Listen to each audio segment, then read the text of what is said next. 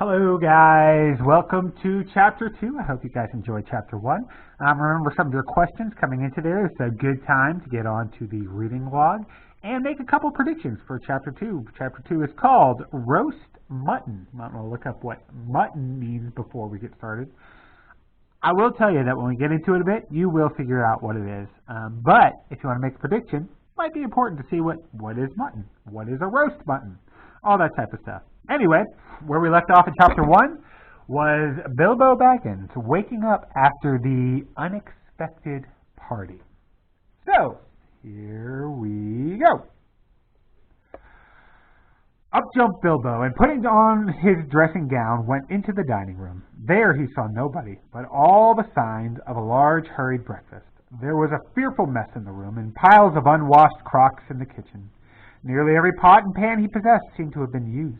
The washing up was so dismally real that Bilbo was forced to believe the party of the night before had not been part of his bad dreams, as he had rather hoped. Indeed, he was rather relieved, after all, to think that they had gone without him, and without bothering to wake him up. But with never a thank you, he thought, and yet in a way he could not help feeling just a trifle disappointed. The feeling surprised him. "Don't be a fool, Bilbo Baggins," he said to himself. "Thinking of dragons and all that outlandish nonsense at your age." So he put on the apron, lit fires, boiled waters, and washed up. Then he had a nice little breakfast in the kitchen before turning out the dining room. By that time the sun was rising, and the front door was open, letting in a warm spring breeze. Bilbo began to whistle loudly, and to forget about the night before. In fact, he was just sitting down to a nice little second breakfast in the dining room by the open window, when in walked Gandalf. "My dear fellow," said he, "whenever are you going to come? What about an early start? And here you are having breakfast, or whatever you call it, at 10:30. They left you the message, because they could not wait." "What message?"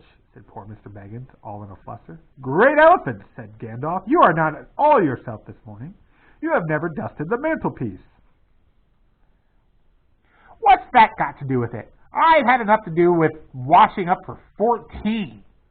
"If you had dusted the mantelpiece, you would have found this just under the clock," said Gandalf, handing Bilbo a note, written, of course, on his own notepaper. This is what he read. "Thorin and Company to Burglar Bilbo. Greeting. For your hospitality, our sincerest thanks, and for your offer of professional assistance, our grateful acceptance. Terms. Cash on delivery, up to and not exceeding 1/14. Total profit, 50. All traveling expenses guaranteed in any event. Funeral expenses to be defrayed by us or our representatives, if occasion arises and the matter is not otherwise arranged for. Thinking it unnecessary to disturb your esteemed repose, we have proceeded in advance to make requisite preparations, and shall await your respected person at the Green Dragon Inn, Bywater, at 11 a.m. sharp, trusting that you will be punctual. We have the honor to remain yours deeply, Thorin and Company." "That leaves you just 10 minutes. You will have to run," said Gandalf. "But," said Bilbo. "No time for it," said the wizard. "But," said Bilbo again. "No time for that either. Off you go."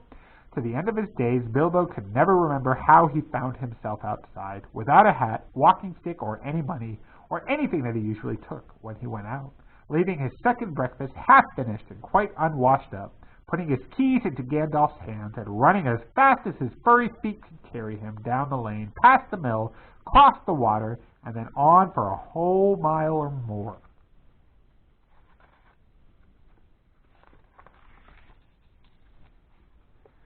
Very puffed he was when he got to Bywater, just on the stroke of 11, and found he had come without a pocket handkerchief. "Bravo!" said Balin, who was standing at the inn door looking out for him. Just then all the others came round the corner of the road from the village. They were on ponies, and each pony was slung about with all kinds of baggages, packages, parcels, and paraphernalia. There was a very small pony, apparently for Bilbo. "Up you two get, and off we go." I forgot we are doing a pirate voice for Thorin here. "Up you two get, and off we go," said Thorin. "I'm awfully sorry," said Bilbo, "but I have come without my hat, and I have left my pocket handkerchief behind, and I haven't got any money. I didn't get your note until after 10:45 to be precise." "Don't be precise," said Dwalin, "and don't worry. You will have to manage without pocket handkerchiefs, and a good many other things before you get to the journey's end. As for a hat, I've got a spare hood and cloak in my luggage." That's how they all came to start, jogging off from the inn one fine morning just before May, on laden ponies, and Bilbo was wearing a dark green hood, a little weather-stained, and a dark green cloak borrowed from Dwalin. They were too large for him, and he looked rather comic. What his father Bungo would have thought of him, I daren't think. His only comfort was that he couldn't be mistaken for a dwarf, as he had no beard. They had not been riding very long when up came Gandalf, very splendid on a white horse. He had brought a lot of pocket handkerchiefs and Bilbo's pipe and tobacco. So after that the party went along very merrily, and they told stories or sang songs as they rode forward all day, except of course when they stopped for meals. These didn't come quite as often as Bilbo would have liked them, but he still began to feel that the adventures were not so bad off after all. At first they had passed through Hobbit lands, a wild, respectable country inhabited by decent folk, with good roads, an inn or two, and now and then a dwarf or a farmer ambling by on business. Then they came to lands where people spoke strangely, and sang songs Bilbo had never heard before. Now they had gone on far into the lone lands, where there were no people left, no inns, and the roads grew steadily worse. Not far ahead were dreary hills rising higher and higher, dark with trees. On some of them were old castles with an evil look, as if they had been built by wicked people. Everything seemed gloomy, for the weather that day had taken a nasty turn. Mostly it had been as good as May can be, even in merry tales, but now it was cold and wet. In the lone lands they had to camp when they could, but at least it had been dry. "Think it will soon be June," grumbled Bilbo as he splashed along behind the others in a very muddy track. It was after tea time. It was pouring rain, and had been all day. His hood was dripping into his eyes. His cloak was full of water. The pony was tired and stumbled on stones. The others were too grumpy to talk. "And I'm sure the rain has got into the dry clothes and into the food bags," thought Bilbo. "Bother burgling and everything to do with it. I wish I was at home in my nice hole by the fire, with the kettle just beginning to sing." It was not the last time he wished that. Still, the dwarfs jogged on, never turning round or taking any notice of the hobbit.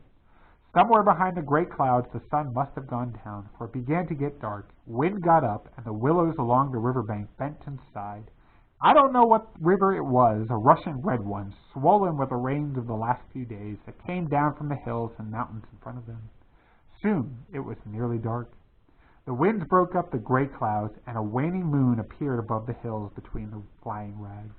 Then they stopped, and Thorin muttered something about supper. "And where shall we get a dry patch to sleep on?" Not until then did they notice Gandalf was missing. So far he had come all the way with them, never saying if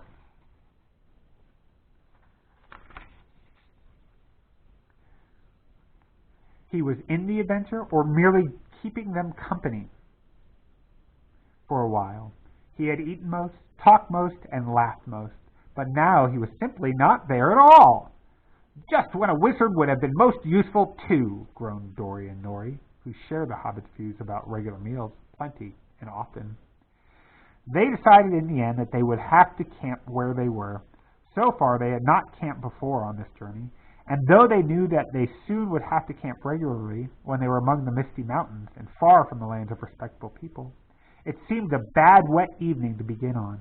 They moved to a clump of trees, and though it was drier under them, the wind shook the rain off the leaves, and the drip, drip, drip was most annoying. And the mischief seemed to have gotten into the fire. Dwarves can make a fire almost anywhere, out of almost anything, wind or no wind. But they could not do it that night, not even Oin and Gloin, who were especially good at it. Then one of the ponies took fright at nothing and bolted. He got into the river before they could catch him, and before they could get him out again, Feely and Killy were nearly drowned, and all the baggage that he carried was washed away off of him. Of course it was mostly food, and there was mighty little left for supper, and less for breakfast. There they all sat glum and wet and muttering, while Oin and Gloin went on trying to light the fire and quarreling about it. Bilbo was sadly reflecting that their adventures are not all pony rides in May's sunshine, when Balin, who was always their lookout man, said, "There's a light over there." There was a hill some way off with trees on it, pretty thick in parts. Out of the dark mass of the trees, they could now see a light shining, a reddish, comfortable-looking light, as it might be a fire or torches twinkling. When they had looked at it for some while, they fell to arguing. Some said, no, and some said, yes. Some said they could but go and see, and anything was better than little supper, less breakfast, and wet clothes all the night.